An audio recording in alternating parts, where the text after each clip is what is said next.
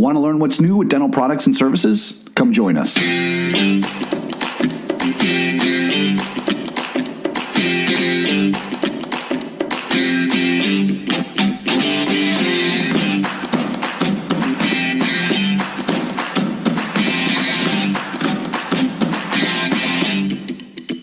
Welcome, everybody, to the Digital Trade Show Dental Podcast, where I am sitting down with the amazing people in the industry and having them talk about their companies, their products, their why, their outlook on the future, all kinds of exciting things, and maybe even some things about them that you didn't know. I'm your host, John Stamper, and thanks for joining me. This episode of the Digital Trade Show Dental Podcast is brought to you by TSYS, one of the nation's leading providers of payment processing services.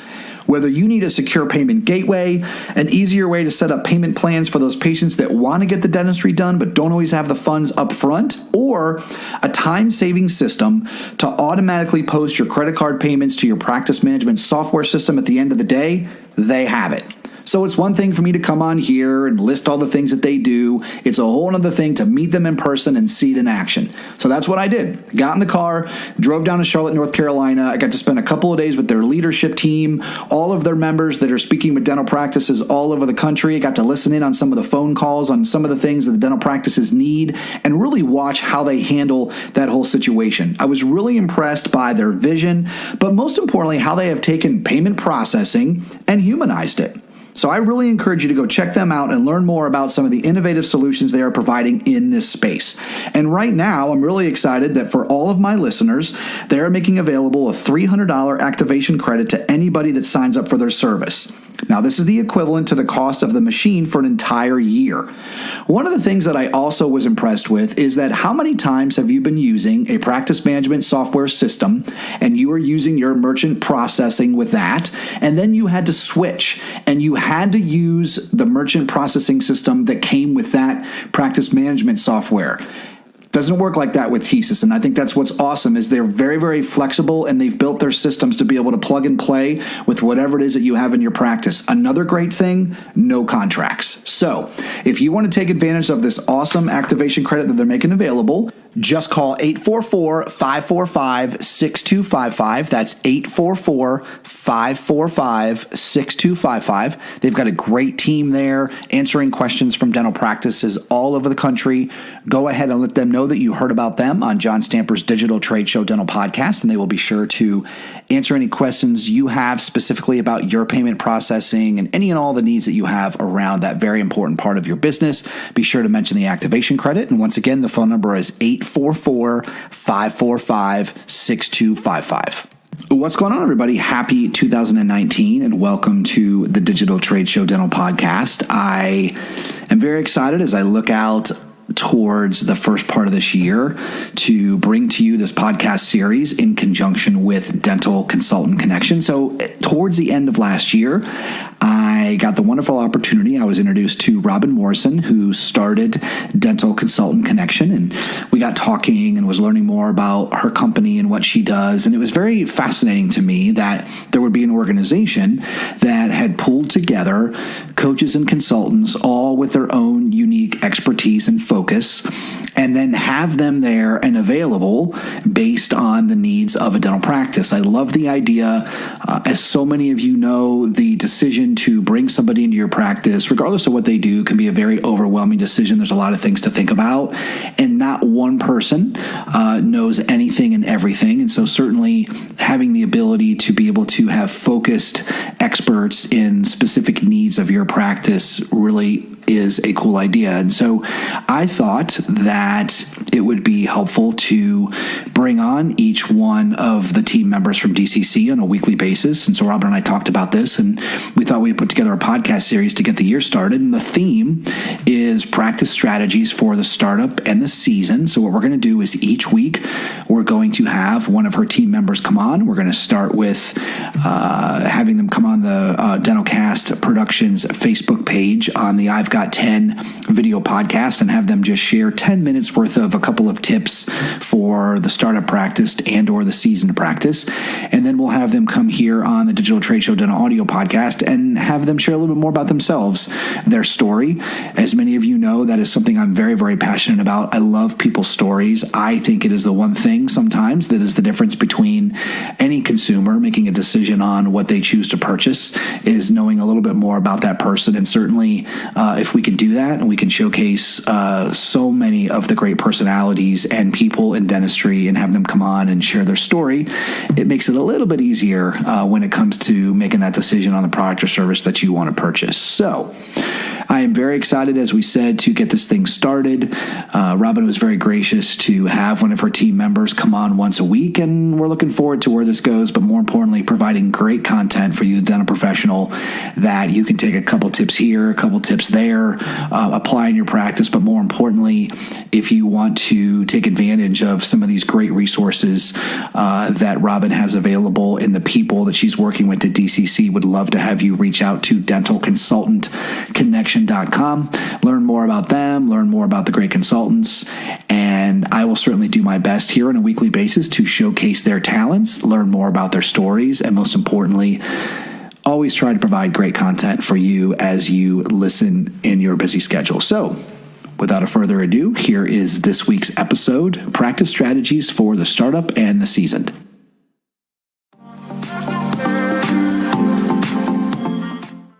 What's going on, everybody? Welcome to another episode here on the Digital Trade Show Dental Podcast. I'm your host, John Stamper, and very excited to continue our podcast series with Robin Morrison's Dental Consultant Connection. Today's guest, I am very much looking forward to you learning more about him if you don't know of him, but more importantly, his story and how he is utilizing his story to help dental professionals, dental practice owners, really all over the country with what he's done. So on this morning's podcast, I have Dr. RoyShelburne, who graduated from dental school, Virginia Commonwealth Universities, where he went to dental school. But after graduation, he opened up his practice in his grandfather's old hardware store. I love it.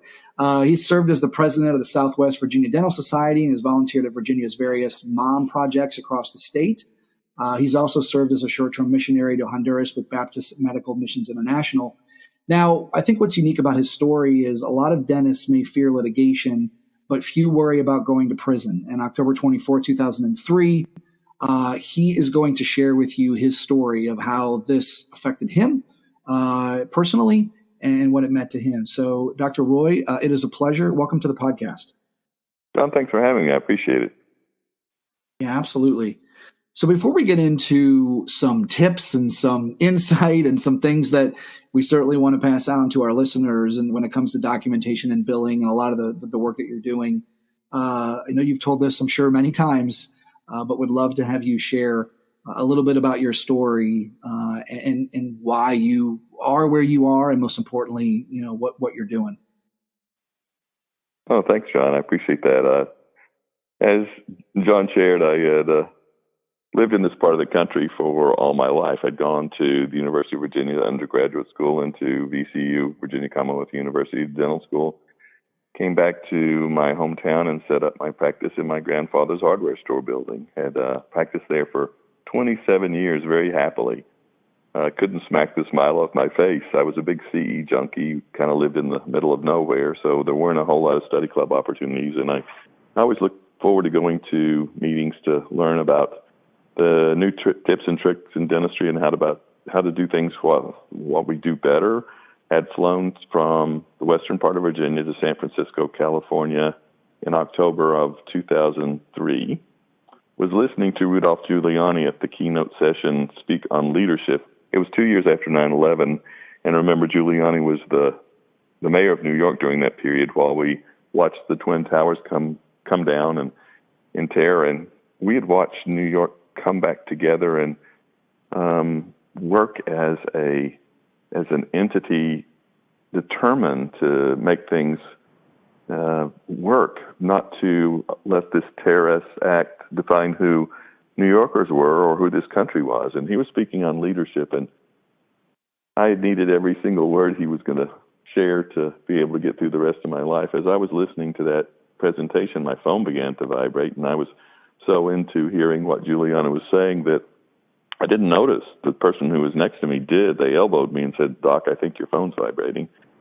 So I opened my phone, and my wife was calling, and she was visiting my daughter at Virginia Tech at the time. She wasn't home, and I thought it was strange that she would call me because she probably knew I was in a meeting, but I thought maybe it was just accidental. So I closed my phone, and I waited for Giuliani to finish, and he was phenomenal. As everybody else started to pour out of that large auditorium, I called my wife, and it connected, and there was silence on the other end, which was a little strange. My wife usually is a couple or three words into the sentence by the time the phone connects. She's kind of a talker, but there was silence on the end, so I said, "Debbie, are you there?" And her words were, "Roy, I am. Are you sitting down?" And I said, "Debbie, do I need to be?" And she said, "Roy, you absolutely need to be sitting down." I said, "Debbie, what's up?" She said, "James called." He was our custodian at the time, taking care of the building on the weekends. And he said, "James called, and he told me that the FBI is at your office. They've battered down the back door, and they're carrying out your records." I felt like somebody had punched me in the gut. I talked to her for a few minutes, trying to reassure that must be some mistake, never believing that was the case. So we talked for a while. I hung up the telephone, and I can't tell you what I was thinking. Devastated. And it was on a Friday. Didn't expect anybody to be in my office, and I thought, well, what the heck? I'll call. I called. Didn't expect anybody to pick up the telephone, but somebody did. On the other end, the person said, "Hello." I said, "Hello, who is this?" And they said, "Who's this?" And I said, "I'm Dr. Shelburne. I own the practice you're in and the phone you're talking on. Can you tell me why you're there?" He said, "We have executed a search warrant. You're the target of a healthcare fraud investigation, and we're in the process of gathering information to determine what we're going to do about it." And I asked, I said, "What's this about?" And he said, "Doctor, you know what this is about." I said, I don't. "Do I need to be there?" He said, "No, you don't." I said, "Do I need an attorney?" He said, "I can't advise you." So I hung up the phone. Now this auditorium in California was almost empty, trying to figure out what I was going to do with the rest of my life. So I went back to the hotel, packed my things up, went to the airport. Luckily, there was a seat on a plane going home. Got home about 9 o'clock that evening, drove past my office, and it was surrounded by crime scene tape. The search and seizure happened to occur the weekend of our county's fall festival. So there were parades through town. There were booths set up on the sidewalk, and guess what the topic of conversation was? I'm in Lee County, which is the westernmost county in the state of Virginia, border on Kentucky and Tennessee. I'm in Virginia, but I'm actually west of West Virginia. Very small. My practice was in the largest town in the county, and that population is about 1,800. That's 1800. Population of the county is about 20,000, so very small rural area, poor area. So of the individuals in the county that were under 18 years of age, between 90 and 95% qualified for Medicaid. So we saw a number of individuals, saw a number of children who had Medicaid. So we were a busy Medicaid practice. Had been under investigation prior to that, had known that, but the search and seizure intensified the investigation, obviously. Were investigated for the next 3 years, and there was no stone left unturned. They had more information about me than I had about myself. At one point, 3 teams of officers, I had 3 children in 3 different universities across the state of Virginia. One day, at the same time, they sent 3 teams of officers to my 3 children's universities. They went to the bursar's office. They got my children's schedules. They enlisted the help of campus police, went to my children's classrooms. They interrupted the class, flashed their FBI insignia, pulled my children out of the classrooms, put them in an empty classroom, and interrogated them for about an hour and a half to 2 hours. Every interaction I had with any businesses with Shine or Patterson, they got all that information. They interviewed the staff multiple times. They interviewed the doctors in the area. They interviewed everybody that I had done business with. It was unbelievable in that occasionally somebody would call and say, "Hey, we had visitors here from the FBI." When I came home from California, I called my team. We met on Saturday. Sunday, went to church and very active in my church, and asked them to please support us. And the next day, Monday morning, my pastor had come across the street. One of the investigators and a prosecutor had a subpoena that they had served to the pastor at my church. They got a copy of the church service, the recording, because they wanted to listen to it. They thought I may have said something to incriminate myself. So investigated over 3 years. On October the 27th of 2006, I had come home from work. That was our early day. Got home about 3:30, and at about 4 o'clock, there was a knock at my back door. That officer that I spoke to when I had called home from California 3 years prior was at my door. He said, "Dr. Shelburne, I'm here to arrest you." Was standing in the kitchen, had handcuffs on, had a chain around my waist attached to the handcuffs so I couldn't raise or lower my hands. 3 or 4 inches was the limit. Had leg irons on. Was being read my rights, and the phone rang. My wife was standing next to me on my left shoulder with her right hand on my shoulder. She turned to answer the phone, and the officer said, "Ms. Shelburne, we can't let you answer this phone. Can't let anything interrupt these proceedings, so please don't answer the phone." She turned back around, put her hand on my shoulder. The phone rang 6 times. The answering machine picked up, and on the other end, we could hear my daughter's voice. She was obviously very distraught. She was saying, "Mom, Dad, they're here. They're taking my car. I don't need my car. What's going on at home? Is Dad okay?" Because I was charged with not only healthcare fraud, but with racketeering and money laundering, it allows the government to confiscate everything you own and everything that was associated with. So money laundering, if you get any monies that you're not entitled to, 2 cents, 10 cents, 100,000, $1 million that you're not entitled to, and you put it into a legitimate business account, like my business operating account for my practice, that small amount or whatever amount into your bank account taints the entire account, so that anything that you pay or you support financially after that can be construed as money laundering. You've changed dirty laundry that you got inappropriately into clean money to pay for any legitimate business expense. So it allows the government to confiscate everything you own. When the officer came to arrest me, he came with 7 other officers and 4 other FBI vehicles. I don't know, maybe they thought I was gonna do the last stand. I'm not that guy, but they also came with 3 flatbed car haulers. They pulled the vehicles out of the garage and pulled them onto flatbeds. They confiscated all my bank accounts. From a financial standpoint, how do you hire an attorney or retain an attorney and pay for expert witnesses in your trial when you have nothing to do it with? It was kind of challenging. I was preparing for the trial for the next year and a half. Trial started in February of 2008, 9 days, longest 9 days in my life. But ultimately, for the sake of this podcast and what I share, I learned a lot in the process. I learned that there were things that I did that I shouldn't have done, things that I didn't do and should have done, and I devoted myself to learning in the process what I did and how to suggest how other practitioners prevent the same from happening to them. So there was a lot learned. There were a lot of things that I didn't know that I assumed. One of them, and I guess most importantly, is the legal definition of intent to defraud. And I knew it meant you defrauded if you submitted a claim for something you never did on a patient you never saw. Obviously, that is very wrong. But from a legal standpoint, the definition of intent to defraud is much broader.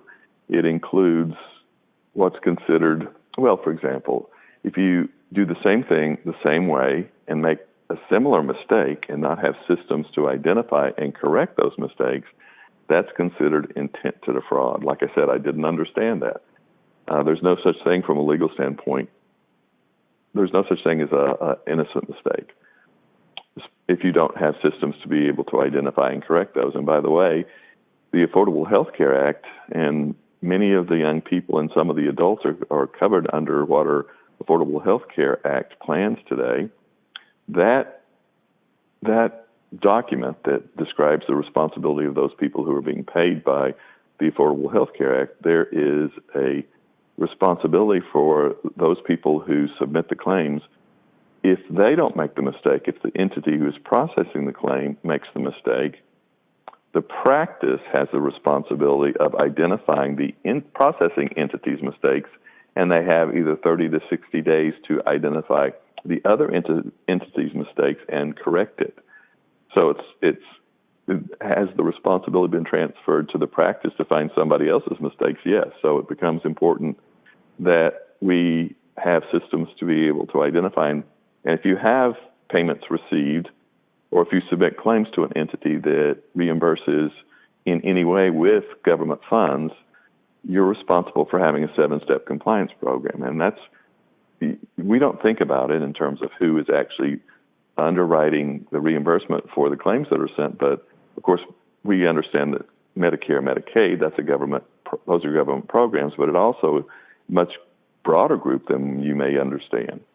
So if you see dependent of active duty military, if you see federal employees, if you see people who are insured with the Affordable Health Care Act, all of those are reimbursed to some degree by federal funds, and the same laws that govern Medicare, Medicaid, you're subject to the same stipulations. And, oh, by the way, will insurance companies take action? Yes, but the money needs to make sense. So the billing coding piece, it's very important, and the documentation piece, it helps to establish what we did and why we did it, so there's no misunderstanding. The documentation will also help to protect in the event that there's a malpractice claim, or in the event that there is a issue with the board. If there's a complaint to the board's responsible, and they're mandated to do an investigation. And in the cases that I've been involved with, they review the doctor's treatment and the patient's complaint, and I've seen no issue, nor has the board, with the doctor's treatment. However, they look at everything, all components. They look at the clinical record of the doctors, and if that doesn't meet standard of care, even though the doctor did provide adequate care to the patient, the doctor gets a ding. They are made to do some remediation because they didn't meet the standard of care. So there are multiple levels that both the documentation and the billing and coding come into play and are points of risk for those practices. So I focused my my speaking, writing, consulting in that area because I want to give doctors the tools they need to do it simply, to do it completely, and to keep themselves out of risk. My goal is to maximize the legitimate reimbursement because the plans are set up in a way that we should be reimbursed in our practices for those services that are covered by that insurance entity. I want to get the maximum reimbursement that's legitimate, no more, no less. I want the documentation to meet the requirements, but I also want the systems in the practice to also protect and defend so that there's no argument that this is blind disregard. You did what's considered reasonable to identify errors and to correct them. So was found guilty on all charges. Got time for a short story about one of the instances that happened, John, during the process. There were a lot of things that happened that were kind of providential. Absolutely. Yeah, absolutely. So 6 days before I was to be sentenced, the Supreme Court defined a single word in the money laundering statute. And I was found there was one charge of healthcare fraud, one charge of racketeering, and 5 charges of money laundering. Any way you disperse the money was considered an independent charge of money laundering. So there were 5 of those. So if I wrote a check, that's one way to disperse monies. If I paid by credit card, that was another way. If I transfer funds by a wire transfer, that was another way. If I sent it by the mail, it was mail fraud. So any way that money was dispersed was a different count. And there were 5 of those, which elevated the amount of time that I would spend in prison significantly. So when I went into sentencing after being found guilty on all charges, the pre-sentencing report establishes the amount of time that you're going to spend in prison. So when I walked into sentencing based on the charges and what I was found guilty of, the minimum amount of time I would have spent in prison was 15 years. So was I concerned going into prison? Absolutely. The definition of the word was proceeds in the money laundering statute. My attorney read the Supreme Court's definition and said, the way they define this word, I don't think it applies in your case. So he wrote a motion to the judge asking the judge to set aside the money laundering convictions based on the Supreme Court's decision that happened 6 days before I was to be sentenced. And by the way, it had been going through the court system for about 6.5 years before it got to the Supreme Court that they had a chance to review and act on it. So it had been a long time. So walked into sentencing. The judge indicated that he was going to deviate from the mandatory and, in fact, agreed with my attorney's argument that the way the Supreme Court defined that word 6 days before I was to be sentenced did it such that it didn't apply in my case. So he set aside the 5 money laundering charges based on the Supreme Court's decision. It lowered the mandatory minimum that I would spend in prison to about 47 months. And he actually sentenced me to 24 months. It's unusual that a federal judge will change the mandated to anything lower, but he did, so sentenced me to 24 months in prison. And the interesting thing is the jury is never made aware of the amount that you got that you weren't entitled to. And did we make mistakes and got more money than we were entitled to? Yes. So the investigation and the action was for a period of 6 years.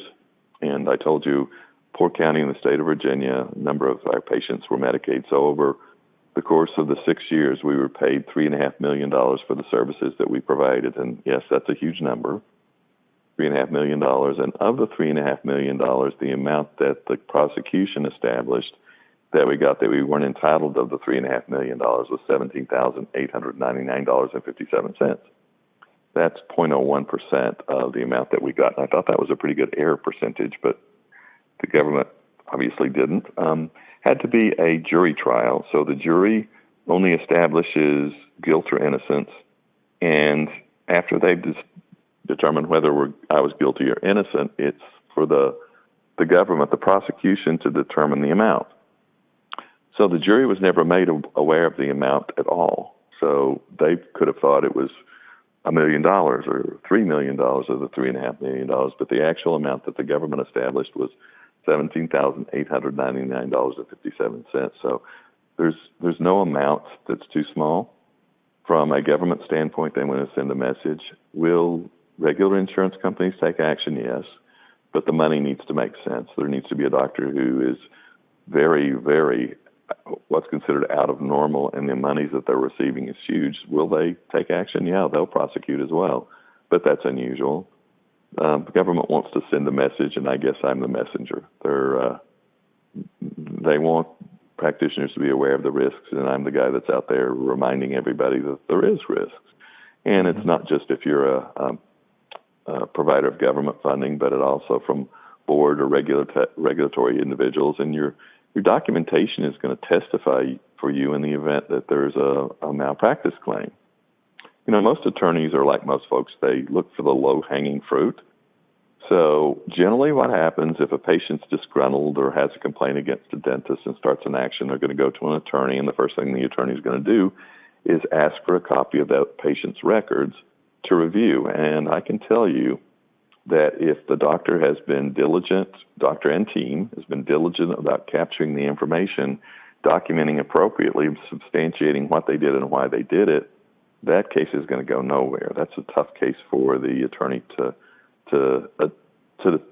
attack the doctor with.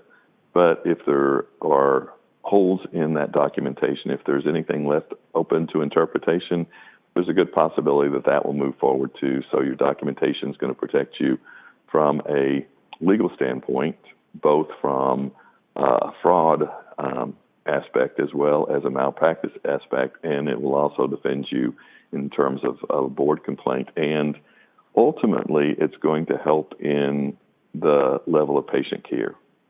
The more you're able to document there, the more you're able to follow that patient's treatment over the years and to be able to establish appropriate treatment planning.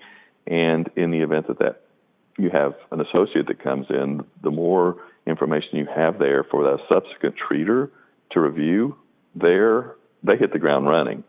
Rather than having no information there or little information there, they see the new patient. It's as if that's a new patient to the practice because they've never seen them before. So it's going to elevate the amount of knowledge about that patient, and it will arm that subsequent treating individual with the information they need to start hitting the ground running, understand that patient's history. So that's kind of in a nutshell my experience through the process.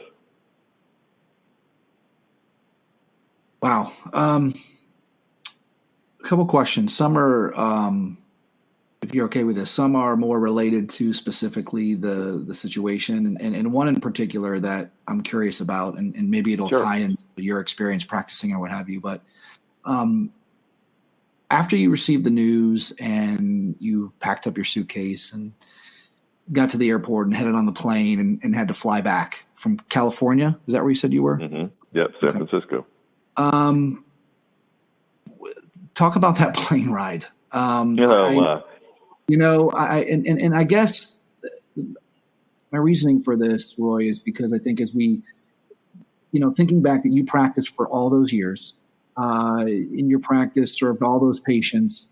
I think what's so interesting about your situation, and you mentioned it, is the $17,000 is not a small amount of money, but like you said, when I'm hearing all that went into this, the FBI, the investigation, the visiting your kids' schools, I mean, all of that, when it all came down to for that amount of money, which is what it, came to be on the other side. But on your way home and you're flying back, talk a little bit about you can remember what was going through your head.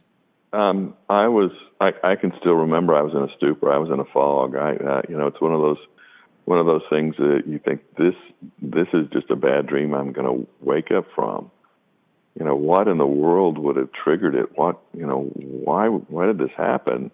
What have I done? And it's one of those things you just search and search and search and try to figure out why. And number two, what in the world am I going to do?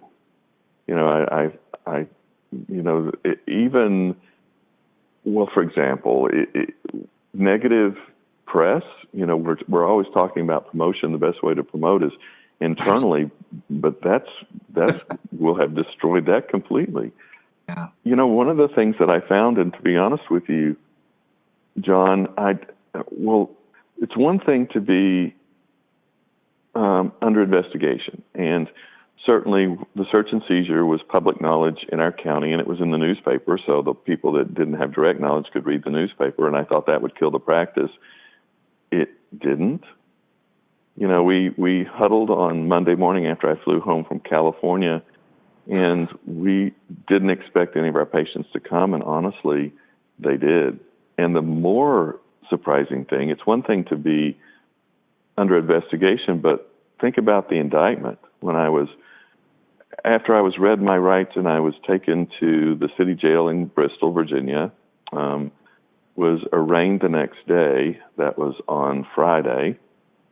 That went everywhere. I have a friend who practiced in New Jersey, and he got a copy of the New York Times, and my story was in the New York Times. Yeah. Went back to practice. Like I said, it's one thing to be under investigation. It's another thing to be under indictment. The best year I ever had financially was the year after I was indicted and before I was prosecuted.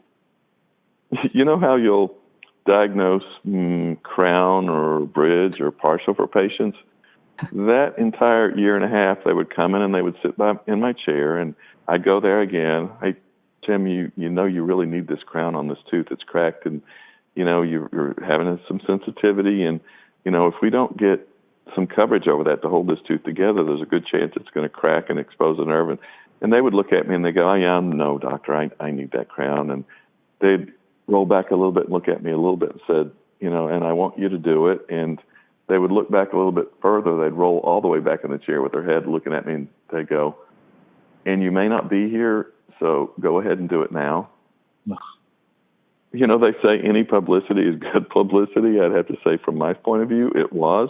I wouldn't recommend you get it that way, but Right. the take home for the people listening is if people know who you are and you have a relationship with them based on their needs and their wants, not on what the insurance is going to pay, not from any other outside source. If they understand you care about them, you can't kill the practice regardless of what goes on.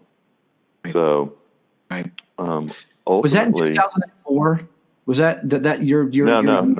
No, I was indicted in 2006. Okay. It was in November. It was 3 years and 3 days after the search and seizure. So I get a little squirrely in October. A couple of very traumatic things happened during that period. And, I think it's important that we share the relationships you have and how important those are. And to put it all in perspective, what happened to me was probably the worst thing that could happen from a professional standpoint, but it doesn't have any bearing, any significance when you look at a loss of a loved one or a sick family member. What happened to me financially and from a business standpoint was horrible, but hey, it could have been a whole lot worse. So I'm a man who's very thankful. A lot of people ask, why are you angry at the government?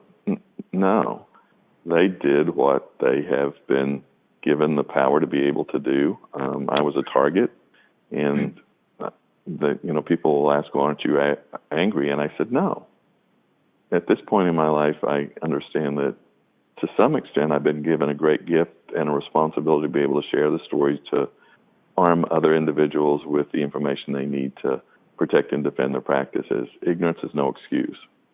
So I'm all about sharing information about making sure that ignorance is no excuse. And to be honest with you, from a regulatory standpoint, the money doesn't make any difference. I told you I was paid $3.5 million, and the amount that I got that I wasn't entitled to, $17,899.57. What I didn't tell you is that we also did a review of the billings for that 6-year period and found that there was treatment that I provided and for whatever reason didn't bill for, should have billed for, and the amount that I would have gotten had I billed for the work that we had done, it was in excess of that amount. It didn't make any difference. That amount was about $30,000. So, like I said, the amount doesn't really make any difference, and it's a lot of people say, I don't want to scare you. I'm not that guy. I want to terrify folks. But I also want to give them the tools to adopt so they don't have to be afraid. You only need to be afraid if you choose not to implement systems to document appropriately and to bill and code appropriately.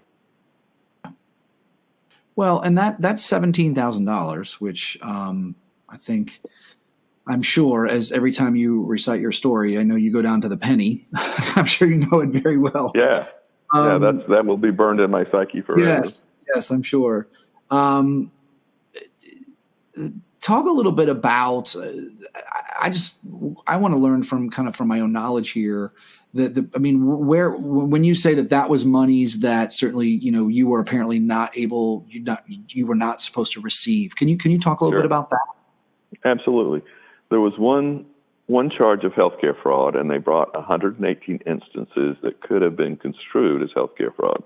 So 118 billings that could have been considered inaccurate, and I already told you that I didn't have systems to identify and correct those errors. So, for example, this was before 2005. Before 2005, there were 2 codes for simple extractions. So 7110 for the first extraction, 7120 for the subsequent extractions performed at the same appointment, kind of like PAs are now. Same system, first PA, and then any additional PAs you take, periapical X-rays. I guess we all assume everybody knows the acronym, but a periapical X-ray in today's world, you have one code for the first one, one code for any subsequent PAs taken at the same appointment. Back in the day, during this period, there were 2 codes for extraction. So Occasionally, if we did 3 extractions on the same appointment, it should have been 7110 for the first and 7120 for the second and third. Occasionally, this didn't happen all the time, but there were instances where we billed 7120 for 1, 2, and 3. We got $2.64 for tooth number 2 and tooth number 3. Did we do the extractions? Yes, we did. Did we use the wrong code? Yes, we did. In today's world, it's a little bit more automated. More than likely, the second and third would not be paid today, or it would already be remapped and corrected and paid using the correct code, but back in the day, they didn't. So that's an example of how we got money we weren't entitled to. We didn't have systems to identify and correct, and that could have been construed as intent to defraud.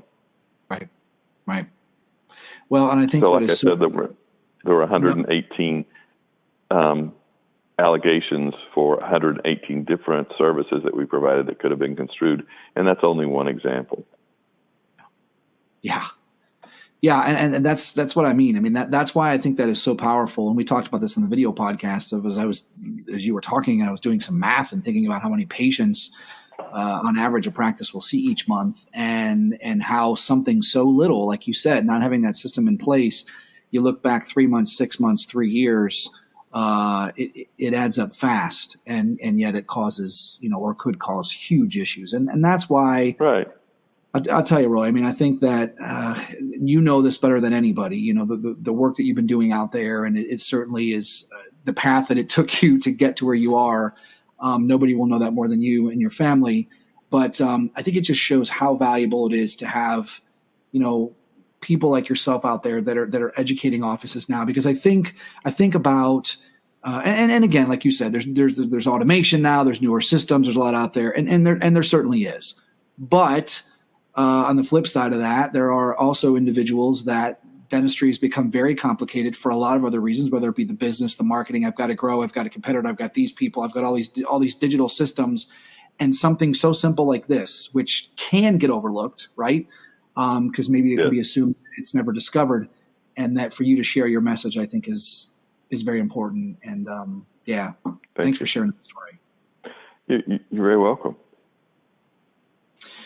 So let's talk a little bit about the billing and the coding. I know, and more importantly, I think the work that you're doing now.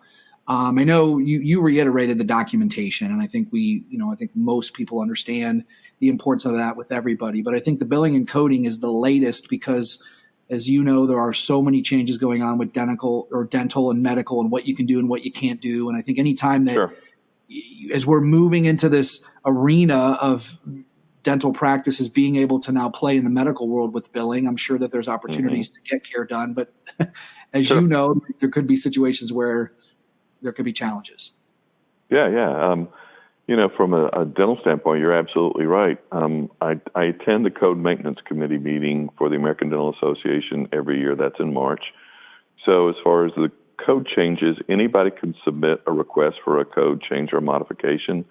Those, if they're received by October 31st of, for example, this year of 19, then the Code Maintenance Committee meeting in March of 2020, they review all those recommendations. And if that group determines that is a valid request as far as new code or modification, it will be adopted, and that will become part of the new code set the subsequent year. It's slow moving. So if, for example, you make a motion now to the Code Maintenance Committee, on October the 31st, they review all those and they put them together, and they're actually addressed in March of 2000. And if it is adopted, then it becomes part of the code set of January 1st, 2021. The issue with the codes is that they move very slowly. And technology, is it moving slowly? No. So there are services that are being performed that cannot be codified until 2 years later. And, oh, by the way, most plans are sold with a listed number of listed codes that are covered. So those can last for a year or maybe 2 years when that contract is signed by the employer. So that list will not be updated to include that new code if it would be something that would be reimbursed by the insurance carrier for another 1 to 2 years. So there's that lag period. That's challenging for dental practices, but it's also challenging to keep up. The number of practices that I consult with that have a coding book that's 3 years old, it's terrifying to me. Yeah. How can you be current, be able to submit the appropriate code without the proper instrument to be able to review? And oh, by the way, we have 650-ish dental codes. If you're playing in the medical world, you're talking 29,000 diagnosis codes and 60,000 treatment codes. And to be honest with you, John, we're moving in a world that will soon be medical only. And the reason why I say that, if you look at the dental claim form, it was updated in 2012 to include, there was a box that was added that includes diagnosis codes. Why in the world would that document have been updated and changed to now have a box that you can include diagnosis codes if there was no intent in the future to be able to utilize that box? Right. And, you know, if you want to know why insurance companies do things, most of the time it's based on money. And if you think insurance companies who now have medical coverage as well as dental coverage, they have two separate groups, two separate buildings, two separate ways of processing, which is twice as expensive if you just had the medical. So they are encouraging that transition from dental and medical to medical only. So if my crystal ball works correctly, in the next 7 to 10 years, dental coding will fall by the wayside and we'll be doing everything from a medical standpoint. Talking about being more complicated, many more moving parts, yes, there are. So just FYI, if you're not doing any medical billing today, you need to look at being moving in that direction. And if it qualifies for medical reimbursement, why would you not do that? Generally, the reimbursement is better on the medical side, and there are a number of situations where patients present to dental practice that have a medical basis that many medical plans will cover that service that we provide. In the past, not so much. Moving forward, there'll be more and more services that we provide that have been contributed to by a medical condition or there's an accident involved or some other mitigating circumstance that it would make that service be billable and payable by the medical. So is the world changing? Absolutely. Do we need to be aware and be proactive? Absolutely. And the sooner we get in that track, the better off we'll be. Yeah, absolutely. And again, I think that's why it's so important, the work that you're doing and so many out there that are trying to bring focus to that. All of this focus, rightfully so, on growth and growing the industry. There's all these things that are happening, I'll call them the foundational things, right? The basic things of running the practice that as dentistry is changing and is so important. So, anything before we wrap? I have a couple of questions, but I wanted to get your thoughts on, this. I guess I'll call it this new journey, but as you've been out there speaking and helping practices and what that's been like for you after practicing as a provider for so many years and what it's been like now, this new journey of yours. Yeah. Never thought I would be speaking anywhere for any reason. Never thought I would be able to recover at all because of my conviction. Lost my license to practice dentistry. I'll never be able to own a firearm again unless I'm given that right back. Lost my right to vote. My right has been restored in that aspect. So has my life changed markedly? Yes, it has. Never thought I'd be speaking to anybody, much less at the American Dental Association meeting or the Henman or the Greater New York or the Yankee or the Chicago Midwinter, but I've been given opportunities to be able to do that and to study clubs and to small groups and large groups, being able to share that story because I think it's important.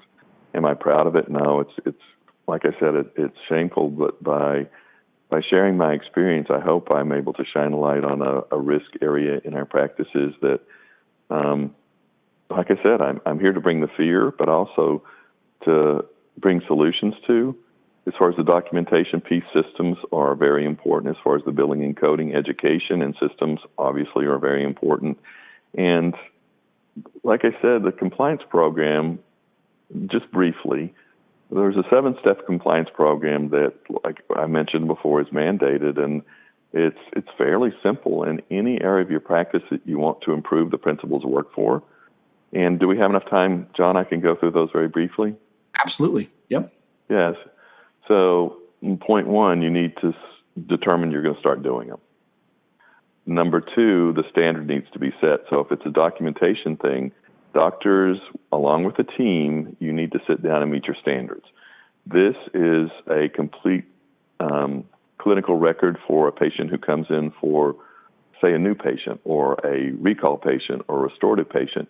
There's a way of putting together your standard, your protocol, what it would look like once you're finished, so that all the points that need to be in that plan or in that clinical record are established. Number 2, there needs to be somebody on the team that is responsible. You have a team leader that's they're not going to do it all. But for example, if you're doing an audit of your documentation, that person would mark off time in the book, would identify the 15 different patients that you're going to review their charts for. They may get the pen and pencils. They may run off the supportive information. They set it up, and they may order pizza if it's over lunch. They get all that in place, but they're not the one that's ultimately responsible for doing it. So then everybody needs to be educated. So education is a very important factor. You need to put everybody on the same plane. Everybody understands what's the purpose of, what that record's going to look like, and give the people the supported education they need. Number 3 or 4, you need to open up the lines of communication so that everybody's able to communicate. For example, doctors, you may be the problem. You may be the reason why those team members can't get done what needs to be done. You need to be able to put together the repercussions in the event that you're not able to meet that standard. And once for example, you're doing your review and the health histories aren't being reviewed as appropriate. What are you going to do to be able to make sure that happens more consistently? And that may be just adding a box on that document that you're capturing as far as the clinical documentation. So that feedback from your team, the other point that they need to understand what the system is once you identify those areas that you're not meeting the appropriate criterion. And finally, in the event that you have somebody on the team who has been educated, who has been able to give feedback, understands that there are repercussions and what needs to be done to be able to do that. If there's a person on the team who cannot meet that standard, they need to be terminated.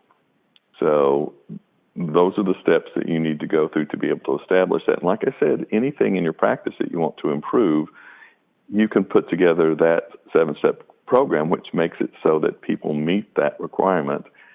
And honestly, there are some people who are excellent at what they do, and they should be rewarded, that being the case. But there are also people on the team who are not able to meet that standard, and that's dangerous from both a compliance area, from also from a treatment area. And I'm not a big guy about firing people. I want to be able to give those individuals every opportunity to meet the standard and to soar, to be good at what they do. But if they're not able to, for whatever reason, that's jeopardizing your patients, that's jeopardizing your team, and that's jeopardizing your practice. So you need to be aware that there are some responsibilities, doctors, you have as leaders in the practice to make sure that you have people who are excellent at what they do and to maintain them. Yeah. Hearing you go through that, one thing resonates in my mind, and that is that scale, whether it be I have one practice and I want to help more patients, or I'd love to have 3 practices, 10 practices, whatever those aspirations are. Mm-hmm. As you know, Roy, with scale comes responsibility. And it's that other side of, the great rewards that come from having more practices or doing more dentistry certainly are wonderful, and in many cases worth the sacrifice. But what you really hit home on there, I think, is the responsibility of scale. The more people that you serve, the more complicated what you build is. There's the more responsibility and the more, and that sounds like a cliche, right? Okay, yeah, John, whatever, we get it. Yeah, we know if we're going to have more practices things are going to get complicated, have more responsibility, but it really is different, right? When you do it and you have to put things in place, and like you have to build those systems. So yeah, it's absolutely well. To be honest with you, the same system that work in a single doctor practice in a small rural area, the same systems that need to be in a larger multi-location, multi-doctor practice, the same systems work, but you're right. You're at greater risk. The higher the numbers, the more that's going on, the more regulatory concerns there can be, especially from an insurance standpoint, especially from a risk standpoint. We didn't go there, but everybody is being audited, whether you know it or not, constantly.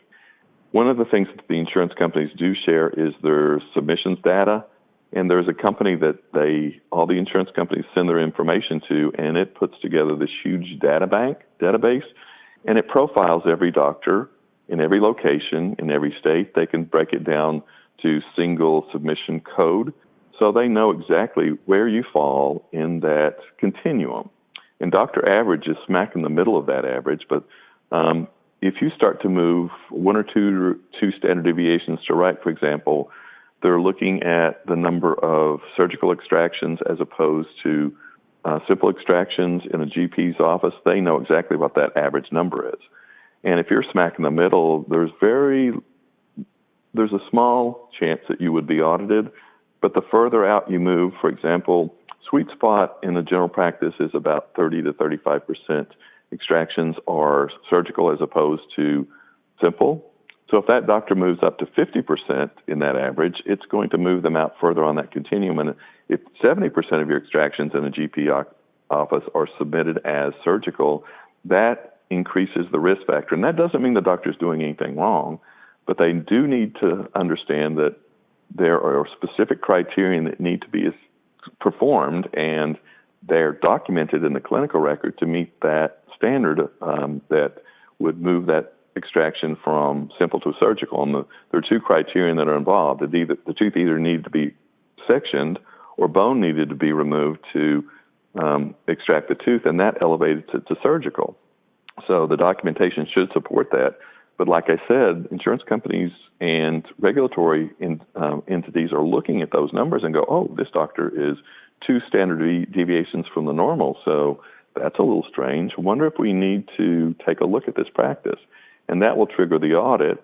And in today's world, they can audit 20 charts, and if they find that 12% of those extractions were upcoded, insurance companies may not come in guns a-blazing and take legal action against you, but what they will do, they'll look at the percentage that they found in that 20-patient audit. For example, I forget the number I threw out, but say that number is 20. 20% of the extractions, when they looked at the clinical record, did not indicate that the tooth needed to be sectioned or bone removed. They can use an extrapolation formula. They'll look at the extractions they've paid for over the course of 6 years and ask for 20% of that payment they've made for all those extractions over that 6-year period. And I've seen doctors have to write checks for $60,000, $70,000 based on that small sampling. So, like I said, is there risk that way? There absolutely is. You need to understand that there are beyond what you would think would be reasonable, but that's the world we live in. Yeah, absolutely. This has been great, super informative. You had put on the post on Facebook, we were going to have some fun, and I've been trying to think about, with your story and all of that, how we're having fun. But I am, I think this again, what you do, your story, the work that's out there, it resonates, it's relevant. And I'm glad that you're doing what you're doing. I'm excited for the industry because I think, to your point, I think it's going on. Things are changing fast, and that's there. So One last question, if I may. We talked about the plane ride home. The other thing that I've been thinking about as we've been talking this morning is the day before you were getting out of prison and ready to re-enter. I guess we could, it's not re-enter life, right? But re-enter out of prison. Thoughts on that? What was going through your head on that day? Well, at that point, I was being released. I didn't have a license. I was not gainfully employed. Had no way to be able to support my family. And one of the interesting things, one of the backstories is the dental world has been so supportive of me. And Linda Miles, great friend of mine, had actually contacted me a few weeks before I was to surrender to be incarcerated for those 24 months that I was sentenced to. And I can still remember that conversation. Linda said, she said, Roy, you may not realize this, but I have a company that's called the Speaking Consulting Network. And I said, no, Linda, I didn't know you owned that. And she said, well, I want you to know you're going to be a speaker. And I said, Linda, that's not going to happen. You understand where I'm going. You understand. She said, no, I understand exactly what you're going through. And your story is one that it's absolutely needs to be told. And I own this organization, the Speaking Writing Consulting Network, that teach individuals how to put together a speaking, writing, consulting ability to be able to do that.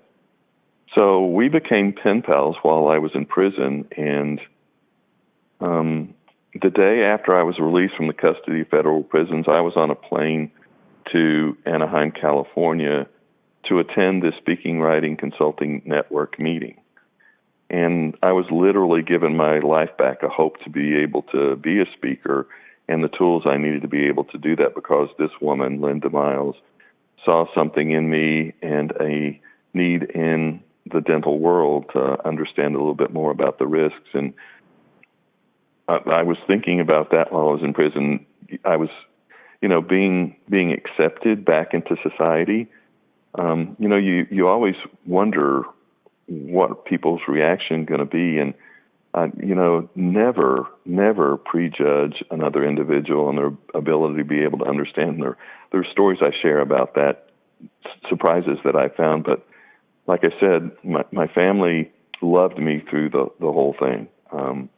My wife was incredible to visit while I was away at prison, was the most loving, supporting individual that I know. And I'm blessed that she's in my life. The children, I told you how they were pulled out of their classrooms and interviewed. That could have very well destroyed their lives. But to be honest with you, they have thrived. I have a son that's a dentist, a daughter that's a pediatrician, and youngest daughter who is a doctor of audiology. So ultimately, the family is intact. Were there some changes? Were there some transitions? Absolutely. But we've loved one another through the whole process, and I can tell you, I'm a man that is completely and totally blessed. I understand that I have people that love me are unconditionally supportive, and to have that's priceless. I've been given a story that I think resonates with the dental world, because most people don't understand their risks out there. Was it hard? Absolutely. But am I in a good place in my life? I am, because of those people who have loved me and I have a faith to be able to sustain me. So, bad, yes. Good, yes. At this point in my life, I can see I can see both. Yeah. Well, dentistry is better because of you, and certainly the work that you've done. And I'm glad you mentioned Linda. I don't think really need to say any much more after what you shared. She's amazing. And thanks for sharing that story. It's pretty interesting. Yeah, you're welcome. Roy, thanks for your time. This has been wonderful. I will let everybody know sometimes these podcasts go longer, and when they do, it's because they should. So I'm glad that we covered a lot. And I hope that everybody that listens listens not only once, but 2 or 3 times. And to your point, takes it to heart, makes changes in their practices. Certainly, if they want to learn more about how you can specifically help them, they can learn more about you on the DCC website. And I'm looking forward to watching you continue to do great things in dentistry. So thanks again for your time. Oh, John, thanks for having me. I appreciate that. And honestly, if I can help anybody through the process, that's what I'm here for. I'm passionate about doing that. So thanks for giving me the opportunity to be able to share my story. Thanks for those people who have spent the time listening. Hope you have a great day and be safe. Excellent. Thanks, Roy. Yep. All right. Bye-bye. What's going on, everybody? John here. Hope you enjoyed that episode here on the Digital Trade Show Dental Podcast. If you liked the content, liked the guest, and you are looking to add another podcast to your mix of podcasts, just seems like they're growing like crazy, right? Would love to have you visit iTunes and or Google Play and subscribe to the Digital Trade Show Dental Podcast. As I add episodes out there, those will come through on your listening device of choice, and would love to have you become a member. So moving forward, want to let everybody know that very excited to announce that I have taken all of my podcasts, Digital Trade Show Dental, Digital Classroom, the video podcast that I do on Facebook, consolidated everything into a brand new company called DentalCast Productions, doing a lot of the podcasts, also going to be doing live event recording, all kinds of fun things. And we've got a new website, dentalcastproductions.com. That's dentalcastproductions.com. Would love to have you visit the site. That's where you can listen to all the podcasts. We're also starting up a new newsletter. I'm going to have a lot of great information and content from my guests, and certainly we will only send you stuff if you choose, but I think you'll like it. I think there are a lot of great things that so many of the great companies in dentistry are doing, and would love to have them bend your ear and or your eyes in a newsletter for a small amount of time during the month to share the great things that they're doing. So go ahead and head out to dentalcastproductions.com. You can subscribe to the newsletter really easy, and we really appreciate it. And as always, if you enjoy the podcast, we'd love to have you share it out to all of your other dental colleagues. It is greatly appreciated. And with that, have a wonderful day.